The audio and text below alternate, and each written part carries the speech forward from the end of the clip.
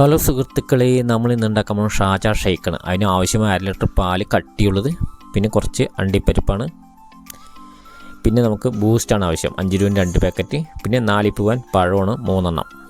ഇത്രയും ഐറ്റമാണ് നമുക്ക് ഷാജ ഷേക്കിന് ആവശ്യമായ സാധനങ്ങൾ. ഈ ചൂടുകാലത്ത് കഴിക്കാൻ പറ്റിയ ഒരു ഐറ്റമാണ്. ഇനി ഒരു മിക്സിയുടെ ജാറത്തുണ്ട്, അതിലേക്ക് നമുക്ക് പഴവും ആ കട്ടിയുള്ള പാലും ബൂസ്റ്റും കുറച്ച് അണ്ടിപ്പരിപ്പും കൂടി ഇടാം. എന്നിട്ട് നന്നായി മിക്സിയിൽ അടിച്ചെടുക്കാം. സിമ്പിളായിട്ട് വീട്ടിൽ ഉണ്ടാക്കാൻ പറ്റിയ ഒരു ഐറ്റമാണിത്. ഇനി ആവശ്യത്തിന് പഞ്ചസാരയും ഇടാം.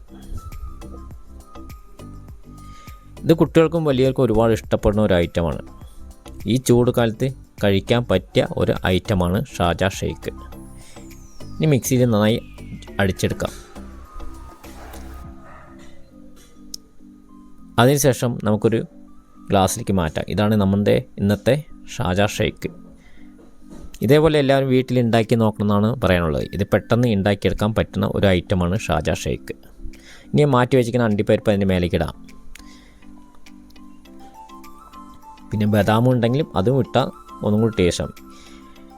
അണ്ടിപ്പരിപ്പില്ലെങ്കിൽ നിരക്കടലയാണെങ്കിലും മതി.